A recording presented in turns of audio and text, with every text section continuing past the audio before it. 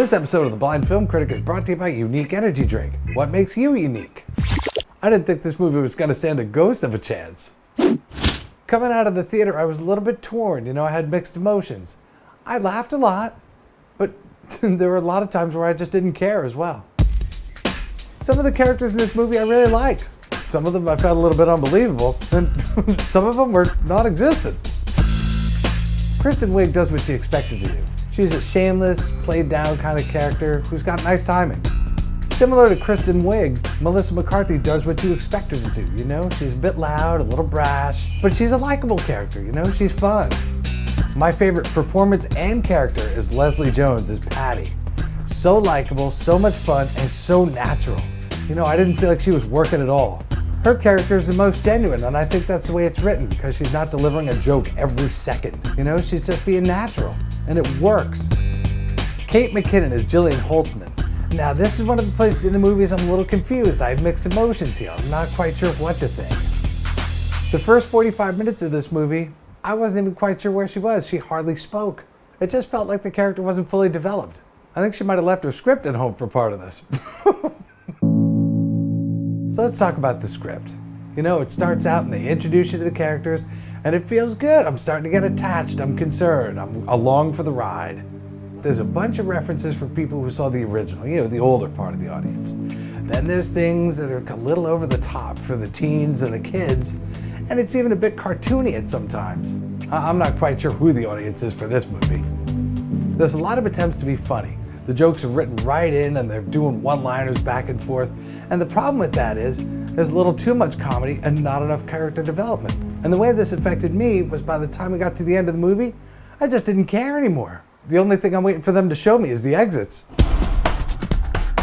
Some of the things I liked about this movie, well, it was cool to hear the original Ghostbusters song, by Ray Parker Jr.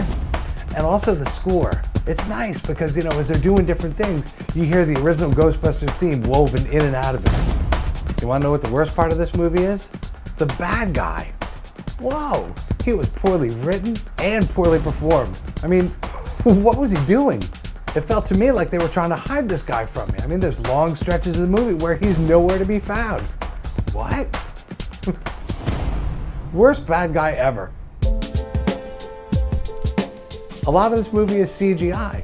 Now it's CGI ghosts. So I have to be honest, I don't really know what this is. There's also a ton of different equipment that they use in this movie. And again, I don't know what that equipment looks like or even what it does. The ghosts are kind of wisping around, they're just sort of wisping around the screen.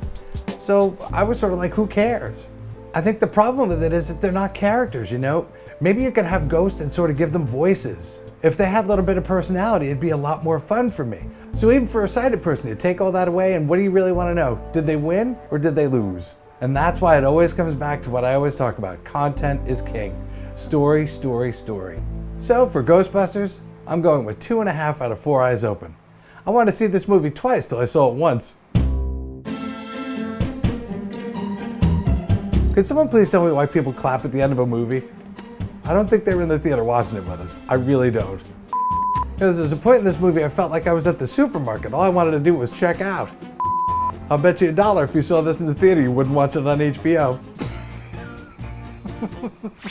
Thanks to our sponsor, Unique Energy Drink, the sustainable feel-good. The objective is to give you the benefit of the other energy drinks without the negative effects. The energy curve is less steep on both sides, so it doesn't have that overdose effect or the crash. It has a diverse flavor described as a fruity mix and leaves you with a clean palate. To request Unique in your local store, just go to the website, uniqueenergydrink.com.